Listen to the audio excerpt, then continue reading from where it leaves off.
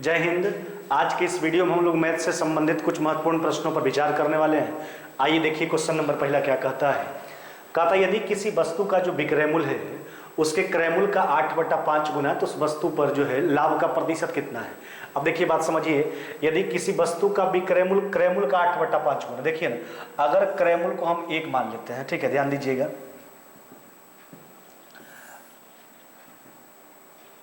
देखिए अगर क्रयमूल्य को हम मान लेते हैं 1, है ना, क्रयमूल्य को अगर 1 यूनिट हम मानते हैं तो कहता है विक्रयमूल्य जो उसके क्रयमूल्य का 8/5 गुना। अच्छा, तो विक्रयमूल्य क्या हो जाएगा इसका 8/5, क्रयमूल्य का 8/5 गुना, है ना। क्रयमूल्य को हमने 1 यूनिट माना, विक्रयमूल्य उसके क्रयमूल्य का जो है 8/5 गुना है, यानी 5 कितना हो गया आपका 1। यह जो हो गया आपका, यह क्रयमूल्य और विक्रयमूल्य के बीच का रेशियो हो गया। क्रयमूल्य 5 यूनिट, विक्रयमूल्य 8 यूनिट। आपको लाभ का प्रतिशत बताना है। अब देखिए लाभ का जहां तक सवाल है, यहाँ पर लाभ कितना यूनिट का होगा, 3 का। कहां से होगा, 5 से। तो 3 जो है वह 5 का कितना परसेंट है, चलिए काट लीजिए। 5 से कट जाएगा आपका 20 बार में, तो 20 गुना 3 कितना हो जाएगा आपका 60%, है ना। यही पूछा गया था, है ना, कि लाभ का प्रतिशत बताइए। अतः लाभ का जो प्रतिशत मान हो जाएगा वह कितना हो जाएगा आपका 60%। फिर से एक बार देखिए, कहता है किसी वस्तु का विक्रयमूल्य क्रयमूल्य का 8/5, क्रयमूल्य को हमने 1 यूनिट माना, 1 का 8/5, 8/5 रेशियो आ गया 5:8 का। क्रयमूल्य 5 यूनिट, विक्रयमूल्य 8 यूनिट, 3 यूनिट का लाभ हो गया। कहां से हुआ, 5 यूनिट से। 3 जो है 5 का कितना परसेंट है, आ गया आपका 60%। लाभ का प्रतिशत पूछा था, ऑप्शन नंबर क्या हो जाएगा आपका डी, है ना। आइए अगला क्वेश्चन पर विचार करते हैं। कहता है किसी त्रिभुज का क्षेत्रफल 15 वर्ग सेंटीमीटर है और उसके एक अंतःवृत्त का त्रिज्या 3 सेंटीमीटर दिया गया है, तो त्रिभुज का परिमिति पूछा, पैरामीटर पूछा गया त्रिभुज का। देखिए ना, एक बात का ध्यान रखिएगा, अगर त्रिभुज के अंतःवृत्त का त्रिज्या दिया गया है ना, तो उस केस में अगर त्रिभुज का आपको क्षेत्रफल निकालना है तो उस केस में त्रिभुज का क्षेत्रफल होता है r × s, जहां पर r जो हो गया यह अंतःवृत्त का त्रिज्या, s सेमी पैरामीटर हो गया त्रिभुज का। तो अगर अंतःवृत्त का त्रिज्या दिया गया, त्रिभुज का क्षेत्रफल r × s। अगर बाह्यवृत्त का त्रिज्या दिया जाता है तो उस केस में जो त्रिभुज का क्षेत्रफल होता है वह होता है आपका a है ना b × c/4r, है ना। देखिए कहने का मतलब तीनों भुजाओं का गुणनफल बटा 4r, जहां पर r जो है या कैपिटल R जो है बाह्यवृत्त का त्रिज्या है। तो अगर अंतःवृत्त का त्रिज्या दिया गया तो त्रिभुज का क्षेत्रफल r × s, है ना, और अगर बाह्यवृत्त का त्रिज्या दिया गया है तो त्रिभुज का क्षेत्रफल होता है a × b × c/4r। अभी जहां तक का सवाल है, अभी त्रिभुज का अंतःवृत्त का त्रिज्या दिया गया 3 सेंटीमीटर, है ना। अब देखिए इसका क्षेत्रफल दे रखा कितना दिया है 15। देखिए क्षेत्रफल दिया है अकॉर्डिंग टू क्वेश्चन 15। अभी हमने बोला क्षेत्रफल अंतःवृत्त का अगर त्रिज्या मालूम हो तो उस केस में क्षेत्रफल होता है r × s, तो हो जाएगा 3 गुना क्या हो गया आपका s। चलिए 3 से काट लीजिए 5 बार में, तो आपका s सेमी पैरामीटर कितना हो गया आपका, यह हो गया आपका 5 सेंटीमीटर। लेकिन आपसे पैरामीटर पूछा गया तो इसका दुगुना कर लीजिए, 5 गुना 2 कितना हो जाएगा आपका 10 सेंटीमीटर। आपका उत्तर कितना हो जाएगा 10 सेंटीमीटर। उस त्रिभुज का परिमाप आपसे पूछा गया था, अतः उस त्रिभुज का परिमाप जो हो जाएगा कितना हो जाएगा 10 सेंटीमीटर। ऑप्शन नंबर क्या हो जाएगा आपका बी, है ना। तो ऑप्शन नंबर हो जाएगा आपका बी। आइए अगला क्वेश्चन पर विचार करते हैं। कहता है समचतुर्भुज का जो एक विकर्ण है वह 24 सेंटीमीटर, दूसरा विकर्ण 10 सेंटीमीटर, उस समचतुर्भुज का परिमाप पूछा गया। देखिए समचतुर्भुज यानी रोम्बस का बात किया गया। अब देखिए जहां तक एक समचतुर्भुज का बात कीजिएगा तो समचतुर्भुज जो होता है यह एक समानांतर चतुर्भुज का ही रूप होता है ना, बशर्ते इसका चारों भुजा आपस में क्या होता है, बराबर होता है। क्या बोले, समचतुर्भुज जो है वह एक समानांतर चतुर्भुज का ही रूप होता है, बशर्ते इसका चारों भुजा आपस में क्या होता है, बराबर होता है।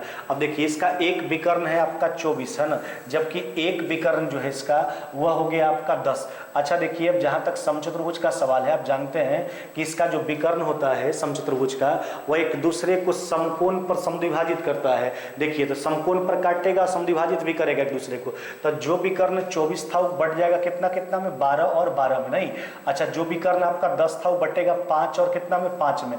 देखिए राइट एंगल ट्रायंगल बन रहा है तो 5 12 कितना हो जाएगा आपका 13। तो समचतुर्भुज का तो प्रत्येक भुजा आपस में बराबर होगा। अगर एक भुजा 13 निकल के आ गया, इसका पैरामीटर पूछा गया, तो परिमाप का मतलब बाहरी भुजाओं के लंबाइयों का योग, है ना, बाहरी सीमाओं की लंबाइयों का योग। तो इसका परिमाप हो जाएगा 4 गुना भुजा। अगर एक भुजा का मान 13 है, इसका परिमाप 13 गुना 4, यह कितना हो जाएगा आपका, यह हो जाएगा 52 सेंटीमीटर। यही आपसे पूछा गया था। इस समचतुर्भुज का परिमाप बताइए। इस समचतुर्भुज का परिमाप कितना हो जाएगा आपका 52 सेंटीमीटर, है ना। तो इसमें ध्यान इसी बात का रखना है कि इसका जो विकर्ण होता है एक दूसरे को समकोण पर समद्विभाजित करता है, तो जो भी कर्ण 24 था 12 12 में बट गया, जो भी कर्ण 10 था 5 5 में बट गया। यहाँ पर कोण 90 डिग्री का बनेगा, अतः इसका एक भुजा का लंबाई आ गया 13, इसका प्रत्येक भुजा बराबर 13। परिमाप पूछा क्या, 13 गुना 4 कितना हो जाएगा आपका 52 सेंटीमीटर। आइए अगला क्वेश्चन पर विचार करते हैं। कहता है यदि किसी तार को जो है एक वर्ग के रूप में मोड़ा जाता है तो उस वर्ग का क्षेत्रफल 81 वर्ग सेंटीमीटर। जब उस तार को एक अर्धवृत्ताकार आकार में मोड़ दिया जाता है तो उस अर्धवृत्त का क्षेत्रफल क्या होगा, पाई का मान 22/7 यूज करने के लिए कहा था। अब देखिए तार जो था वो पहले वर्गाकार था, है ना, और अब उसको वृत्त अर्धवृत्त का रूप दिया गया। सोचिए तार का तो लंबाई वही है, बशर्ते उसके आकृति में परिवर्तन किया जा रहा है। इसका मतलब तार वही है जो पहले वर्ग के रूप में था, उसको अर्धवृत्त का रूप दिया गया। इसका मतलब परिमाप आपका बराबर होगा, जो वर्ग का परिमाप होगा वो अर्धवृत्त का भी परिमाप होगा। अच्छा, तो अर्धवृत्त का परिमाप एक्चुअली होता क्या, यह होता है आपका पाई आर, अब प्लस में क्या हो जाएगा आपका 2r, ये अर्धवृत्त का परिमाप हो गया। अब देखिए यह जो होगा वो वर्ग के परिमाप के बराबर होगा।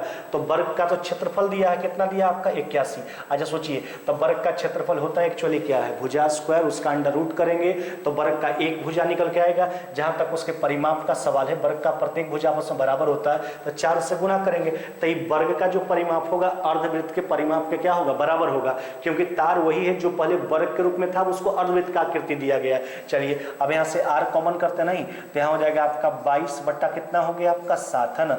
अब प्लस में कितना हो गया आपका 2, देखिए ना 81 और 4 कितना, 81 का कितना 9, 9 4 कितना, 9 गुना 4 कितना हो जाएगा आपका 36, है ना। अब देखिए इसको हल कर लीजिए तो ये हो जाएगा आपका दिस इंप्लाइज r इंटू ये हो जाएगा आपका 36 बट्टा कितना हो जाएगा आपका 7, है ना, बराबर में कितना हो गया आपका 36। काट के हटा लीजिए, यहाँ से इसका त्रिज्या निकल के आ गया, r बराबर कितना हो गया आपका 7 सेंटीमीटर का बात किया था, 7 सेंटीमीटर हो गया। देखिए तो ये तो अर्धवृत्त का त्रिज्या आया, आपसे अर्धवृत्त का क्षेत्रफल पूछा गया था, तो अर्धवृत्त का क्षेत्रफल क्या होता है, वृत्त के क्षेत्रफल का आधा यानी 1/2 पाई r स्क्वायर। तो हो जाएगा आपका 1/2 पाई का मान कितना हो गया आपका 22/7, त्रिज्या आ गया आपका 7 यानी 7 गुना कितना हो जाएगा आपका 7। चलिए हल कर लीजिए, काट लीजिए, 2 से कट जाएगा आपका 11 बार में, 11 गुना 7 कितना हो जाएगा आपका 77 सेंटीमीटर स्क्वायर। यही पूछा गया था आपसे कि उस अर्धवृत्त का क्षेत्रफल बताइए, अतः उस अर्धवृत्त का क्षेत्रफल कितना हो जाएगा 77 वर्ग सेंटीमीटर। हमने क्या बोला आपको, देखिए तार वही था जो पहले वर्ग के रूप में था, उसको अर्धवृत्त का आकृति दिया गया, यानी परिमाप दोनों स्थिति में बराबर होगा। वहां से r का मान निकल के आ गया, क्षेत्रफल पूछा था अर्धवृत्त का क्षेत्रफल 1/2 पाई r स्क्वायर 77 वर्ग सेंटीमीटर। ऑप्शन नंबर क्या हो जाएगा आपका बी, है ना। आइए अगला क्वेश्चन पर विचार करते हैं। कहता ए बी सी की दक्षता का अनुपात 5:3:2 इफिशियंसी है। अच्छा इफिशियंसी होता क्या है, किसी व्यक्ति के द्वारा एक दिन में किया गया कार्य अगर घंटा के रूप में दिया गया समय तो एक घंटा में किया गया कार्य इफिशियंसी। अब देखिए कहता तीनों मिलकर काम करते हुए काम को 21 घंटा में, देखिए बात समझिएगा, तीनों मिलकर काम को 21 घंटा में करता है। तो देखिए तीनों के 1 घंटा का काम देख लीजिए, 5 3 8 2 कितना हो गया आपका 10, है ना। तो 1 घंटा का काम 10 यूनिट, यह पूरा काम निकल के आ गया। अब देखिए क्या कहता है, बी अकेला उस काम का 40% भाग कितना समय में करेगा। देखिए पूरा काम यही है, तो इस काम को बी करेगा कितना दिन में पूरा काम को, देखिए तब बी के 1 घंटा कार्य कितना है आपका 3। देखिए तो बी के द्वारा पूरा कार्य करने में लगा समय होगा, लेकिन आपको 40% ही काम करवाना है, तो जितना काम करवाइएगा उतना ही समय लगेगा ना। तो 40% अगर काम करवाएंगे तो 40% समय लगेगा। चलिए अब इसको 2 शून्य काट के यहाँ पर हटा दीजिए, 3 से कट गया आपका 7 बार में, 7 चौक कितना हो जाएगा आपका 28, 28 डेज आपका उत्तर हो जाएगा 28 दिन, है ना, 28 दिन। ऑप्शन नंबर क्या हो जाएगा आपका सी, ऑप्शन नंबर सी, है ना। आइए अगला क्वेश्चन पर विचार करते हैं। देखिए क्या कहता है बेलन की त्रिज्या में 150% का वृद्धि किया जाता है और ऊंचाई 20% कम किया जाए तो इसके आयतन में कितने प्रतिशत का वृद्धि होगा। देखिए ना, तो वृद्धि पहले भी एक बेलन का बात होगा, अगर आप त्रिज्या चाहे ऊंचाई में परिवर्तन भी कीजिएगा तो वहां भी एक बेलन का बात होगा। तो जहां तक बेलन के आयतन का सवाल है, पाई r स्क्वायर h, तो पाई तो दोनों स्थिति में कांस्टेंट होगा, तो पाई लिखिए ना लिखिए कोई फर्क नहीं पड़ता है, r स्क्वायर h पर। देखिए बात समझिएगा, तो पहले वाला त्रिज्या को हम मान लेते हैं 100, तो r स्क्वायर और ऊंचाई को भी मान लीजिए 100, ये पहले वाला हो गया बेलन का आयतन। अब आगे देखिए क्या कहता है त्रिज्या 150% बढ़ाने के लिए बोलता है, तो 100 में 150% बढ़ाएगा तो कितना हो जाएगा 250। अभी का त्रिज्या हो गया आपका 250, ये हो जाएगा 250 गुना 250। अच्छा ऊंचाई आपके पास 100 है, ऊंचाई 20% कम करने के लिए कहता है, तो 100 में 20% कम कीजिएगा, या कितना हो जाएगा आपका 80। देखिए अब यहाँ से 3 शून्य आप काट के हटा लीजिए, है ना, 3 शून्य आपका कट जाएगा। देखिए 25 से काट लेते हैं, 25 से कट जाएगा आपका कितना बार में 4 बार में, है ना। और भी काट लीजिए, और कट जाएगा आपका। यहाँ पर अब जहाँ तक सवाल है देखिए ना, 4 से निकाल लीजिए, यहाँ से 2 निकाल लेते हैं, 5, यहाँ से 8 काट के हटा लीजिए, है ना। अब देखिए 5 से कट जाएगा फिर 5 बार में, तो कहने का मतलब वही 1 अनुपात कितना हो गया आपका 4। देखिए तो पहले वाला जो आयतन था आपके पास वो 1 यूनिट था, अभी का आयतन कितना है आपका, सॉरी 5 यूनिट है ना। 1 यूनिट था, अभी का आयतन कितना है आपका 5 यूनिट है ना। हमसे पूछा गया आयतन में वृद्धि का प्रतिशत पूछा। अच्छा 1 से 5 हुआ, वृद्धि कितना का हुआ 4 का, कहाँ से 1 से, तो 4 जो है 1 का कितना परसेंट है, आपका उत्तर कितना हो जाएगा आपका 400%। कितना हो जाएगा आपका 400%। ध्यान दीजिएगा फिर से एक बार। देखिए पहले वाला त्रिज्या को हमने 100 माना, तो ये हो गया r², ऊंचाई को भी हमने 100 माना, ये पहले वाला आयतन हो गया। अब कहता त्रिज्या 150% बढ़ाइए, तो 100 में 150% बढ़ाएंगे 250, ऊंचाई 20% कम किया गया था 80, है ना। इसको कैलकुलेट कर लीजिए, 1:4 आ गया। पहले वाला आयतन 1 यूनिट, अभी वाला 5, यानी आयतन में 4 का वृद्धि है, कहाँ से 1 से। 4 जो 1 का कितना परसेंट है 400%। आपका उत्तर हो जाएगा ऑप्शन नंबर ए, है ना। आइए अगला क्वेश्चन पर विचार करते हैं। कहता यदि 2 और 7 त्रिभुज की 2 भुजाएं हैं और तीसरी भुजा ए है, तो एक के संभवतः पूर्ण सांख्यिक मान का कहता ए के लिए कितना पूर्ण है ना सांख्यिक मान संभव है। कहने के लिए मतलब ए के लिए कितना पूर्ण संख्या संभव है ए का मान के लिए। अच्छा देखिए ना, एक त्रिभुज का 2 भुजा, एक भुजा दिया 2, एक 7, तीसरा भुजा आपका दिया गया ए। देखिए एक भुजा आपके पास जो दिया गया है वह दिया गया 2, एक भुजा कितना दिया गया 7, एक भुजा कितना है ए। अच्छा देखिए त्रिभुज का निर्माण तो तब संभव हो पाता है जब उसके 2 भुजाओं का योग जो है सदैव तीसरा भुजा से बड़ा होना चाहिए, जबकि उसका अंतर जो है हमेशा तीसरा भुजा से छोटा होना चाहिए। देखिए तो तीसरा भुजा आपका ए है ना, योग जो है हमेशा तीसरा भुजा से बड़ा, तो योग कितना हुआ आपका 9, जबकि अंतर जो है हमेशा तीसरा भुजा से छोटा, अंतर कितना का 5 का। देखिए वही आधार पर बना लेंगे कि त्रिभुज का निर्माण तो तभी संभव हो पाएगा जब उसके 2 भुजाओं का योग सदैव तीसरा से बड़ा होना चाहिए और अंतर जो है हमेशा तीसरा से छोटा होना चाहिए। अब देखिए कहने का मतलब ए का जो मान होना चाहिए 5 से बड़ा होना चाहिए, 9 से छोटा होना चाहिए। तो सोचिए ना 5 से बड़ा यानी 6, 7 कितना हो गया आपका 8, यही है 5 से बड़ा 9 से छोटा। तो हमसे यही पूछा ही गया था कि ए के लिए ए का जो है संभव पूर्ण सांख्यिक मानों का संख्या, ए के लिए पूर्ण संख्या के रूप में कितना मान संभव है। तो 1, 2, 3 यानी ए का जो मान संभव है और 3 मान यहाँ पर संभव है। आपका उत्तर हो जाएगा ऑप्शन नंबर डी, है ना। आइए अगला क्वेश्चन पर विचार करते हैं। कहता है एक व्यक्ति अपनी सामान्य गति का 3/4 गति से चलकर जो है अपना कार्यालय अपने समय से 20 मिनट की देरी से पहुंचता है, तो उसका सामान्य समय क्या है। देखिए बात समझिएगा, तो उसका सामान्य गति को हम मान लेते हैं 1 किलोमीटर प्रति घंटा। देखिए गति का 3/4 से चला यानी चाल को कम किया है। देखिए तो दोनों स्पीड में जो रेशियो है वह 4:2 कितना हो गया आपका 3, यह हो गया आपका स्पीड में रेशियो। अब देखिए क्या कहता है कि अगर सामान्य गति का 3/4 से चलता है तो कार्यालय अपने समय से 20 मिनट की देरी से। देखिए जब डिस्टेंस कांस्टेंट होगा तो स्पीड और टाइम जो होता है एक दूसरे का इन्वर्सली प्रोपोर्शनल होता है। तो अगर स्पीड आपका 4:3 है तो टाइम कितना हो जाएगा आपका 3:2 कितना हो जाएगा आपका 4। देखिए बात समझिए, तो यह जो समय है यह सामान्य गति का समय है और यह जो है परिवर्तन के बाद वाला समय है। अब देखिए तो परिवर्तन के बाद उसको 20 मिनट का देरी होता है, यानी 20 मिनट ज्यादा लगता है दूसरा केस में।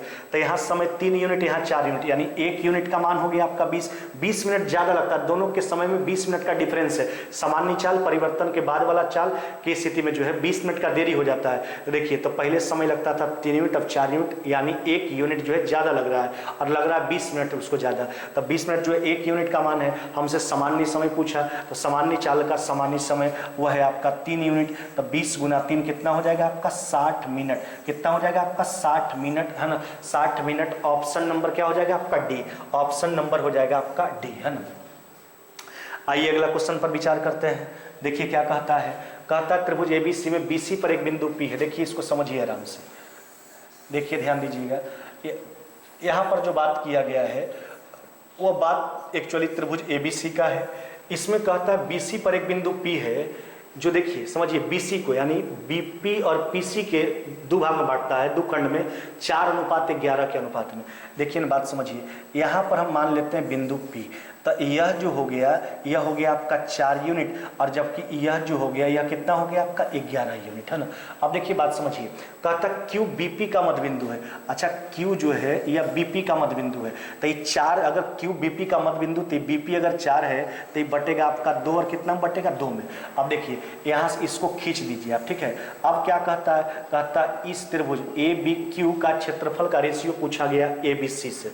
अब एक बात का ध्यान दीजिएगा, देखिए अगर एक ही शीर्ष से एक ही आधार पर त्रिभुज का निर्माण किया गया हो, देखिए ए बी क्यू का भी शीर्ष कोण ए है ना, ए है, और जबकि त्रिभुज ए बी सी का भी बात कीजिएगा तो उसका भी शीर्ष बिंदु ए है।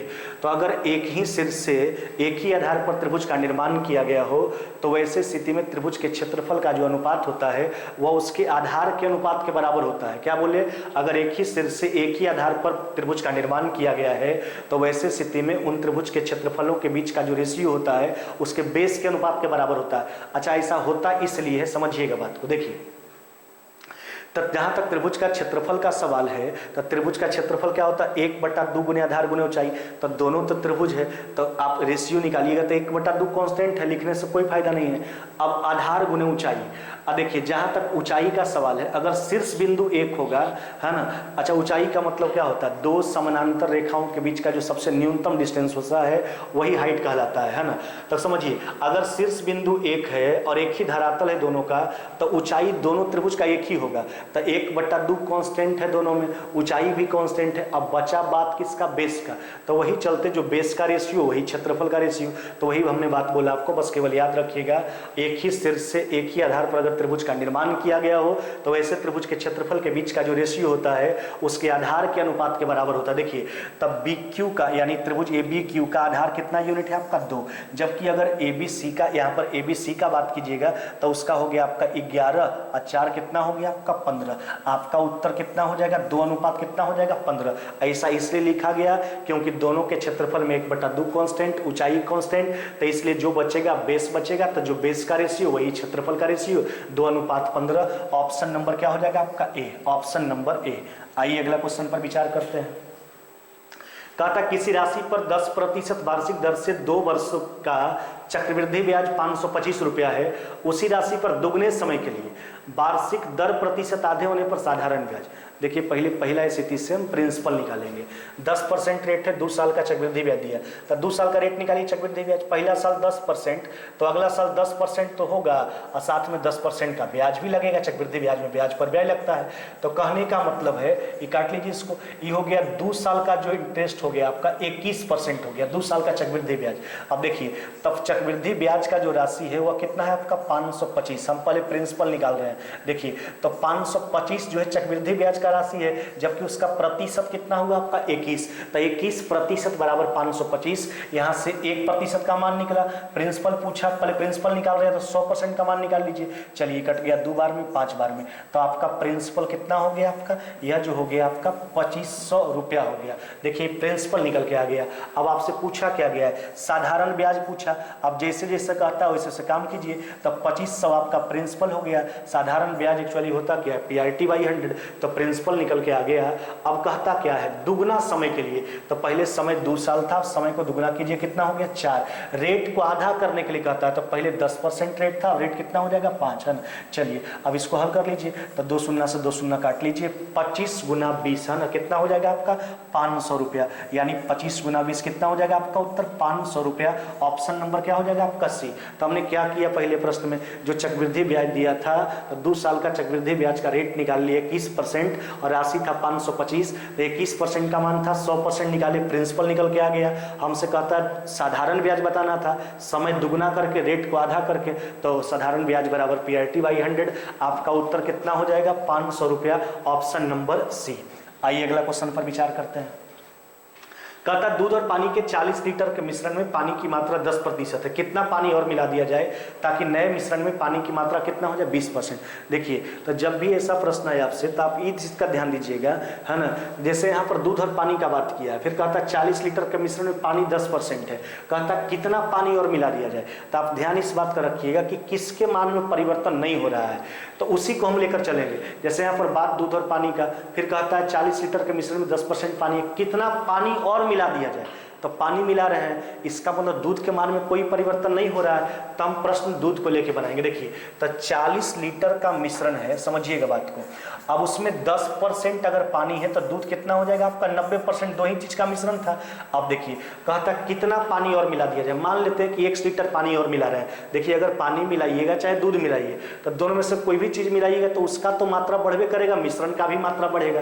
तो कहता कितना पानी और मिला दिया जाए, तो मान लेते हैं कि 1 लीटर पानी और मिला रहे हैं, तो पानी मिलाइएगा तो पानी का मात्रा बढ़ेगा, मिश्रण का भी मात्रा बढ़ेगा। तो मिश्रण जो पहले 40 था कितना हो गया आपका 40 प्लस कितना x। अब देखिए नया वाला मिश्रण में पानी 20%, तो अगर पानी 20% तो दूध कितना हो जाएगा आपका 80%। अब यहाँ पर बात समझिए, यह दूध का पहले वाला मात्रा और यह दूध का बाद वाला मात्रा दोनों आपस में बराबर होगा, क्योंकि दूध के मान में कोई परिवर्तन नहीं किया गया है। चलिए यही x के मान पर विचार कर लेंगे। यहाँ से 100 से 100 काट लीजिए, यहाँ से 2 निकाल लीजिए, ये 45 हो जाएगा, 40 दूना 80 काट लीजिए, 45 में से 40 चला गया, आपका उत्तर कितना हो जाएगा, यह हो जाएगा आपका 5 लीटर। कितना हो जाएगा 5 लीटर। ऑप्शन नंबर क्या हो जाएगा आपका सी, है ना। तो कहने का मतलब बस आप उसको पकड़िएगा कि जिसके मान में परिवर्तन नहीं हो रहा है। यहाँ पानी मिलाने का बात किया है, यानी हमने समझा कि दूध के मान में कोई परिवर्तन नहीं हुआ, अतः दूध का पहले वाला मात्रा बाद वाला मात्रा दोनों को बराबर करके x का मान निकाल लिया गया 5 लीटर।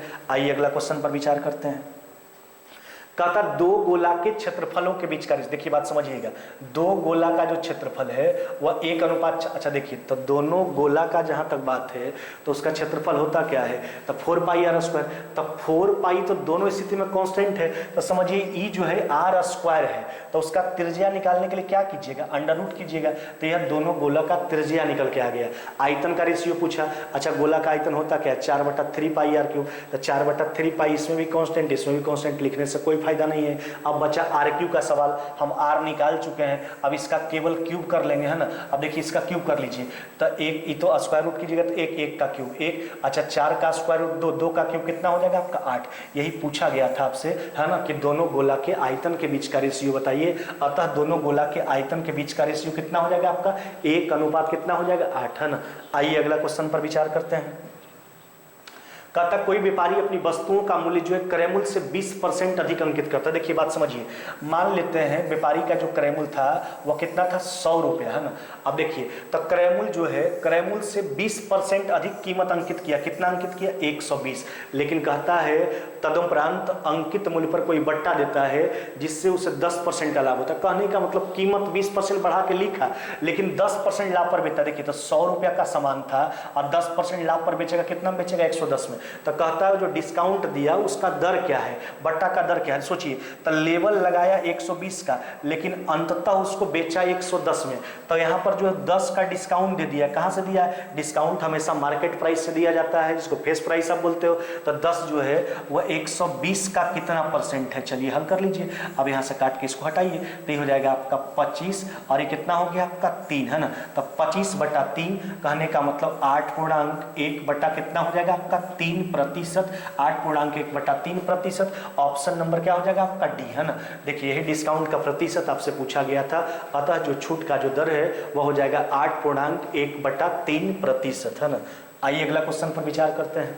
देखिए कहता है 100 मदों का जो औसत है 30 पाया गया, यदि गिनती के समय 2 मद 23 और 11, देखिए 100 मद में जो है 98 को सही काउंट किया गया, है ना, और उसका औसत जो प्राप्त किया है वह कितना प्राप्त किया 30, लेकिन इसमें 2 गलती किया गया। देखिए बात समझिएगा, जो 23 और 11 कहने का मतलब कितना 34, जो 34 था उसको क्या काउंट किया गया है, इसको 32 काउंट किया गया, इसको कितना काउंट किया गया 12, यानी काउंट किया कि इसके बदले क्या काउंट किया गया 44। समझिए बात को, 100 मद का बात किया गया था, इसका औसत 30 प्राप्त किया था, लेकिन कहता उसमें 2 गलती किया गया। जो 23 से 11 था, नहीं, जो मान दोनों का 34 था उसके बदले 44 काउंट कर लिया गया।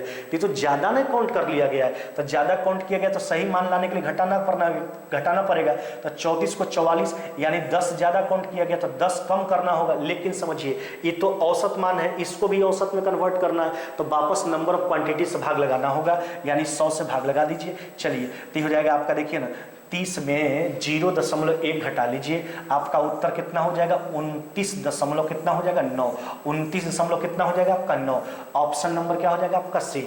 तो बस एक ही बात का ध्यान रखिएगा, अगर ज्यादा काउंट किए हैं तो वास्तविक मान को लाने के लिए घटाना पड़ेगा, फिर वापस उसको औसत में कन्वर्ट करना होगा। अगर आप कम काउंट किए हैं तो वास्तविक मान को लाने के लिए जोड़ना होगा, है ना, फिर वापस उसको औसत में कन्वर्ट करने के लिए नंबर ऑफ क्वांटिटी से भाग लगाना होगा। आपका उत्तर हो जाएगा ऑप्शन नंबर सी, है ना। आइए अगला क्वेश्चन देखिए, कहता है tan 315 degree into cot minus में 405 डिग्री का मान बताना। देखिए ना, बात समझिए आराम से, देखिए।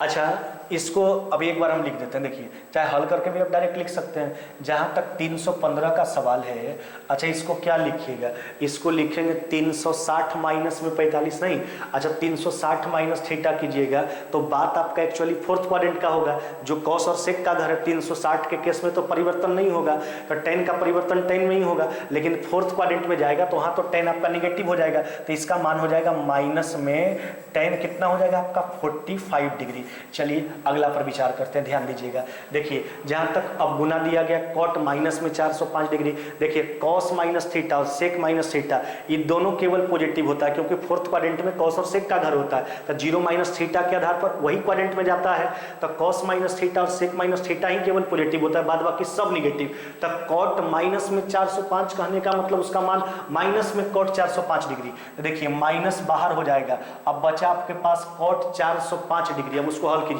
तो उसको लिखेंगे 360 प्लस में 45, तो 360 प्लस 45 जैसा ही कीजिएगा, ये माइनस इसके बदले बाहर हुआ है। अब हम कॉट 405 डिग्री के मान पर विचार कर रहे हैं। अब देखिए, तो जैसे आप देखिए बात 405 को लिखेंगे 360 प्लस में 45, तो फिर वापस वो फर्स्ट क्वाड्रेंट में चला जाएगा, और 360 के केस में कॉट का परिवर्तन कॉट में, है ना। अब देखिए, तो जैसे फर्स्ट क्वाड्रेंट में जाइएगा तो फर्स्ट क्वाड्रेंट में तो वहाँ पर 6 निष्पत्ति पॉजिटिव होता है, तो कॉट भी पॉजिटिव होगा, तो इसके बदले होगा आपका कॉट 45 डिग्री, है ना।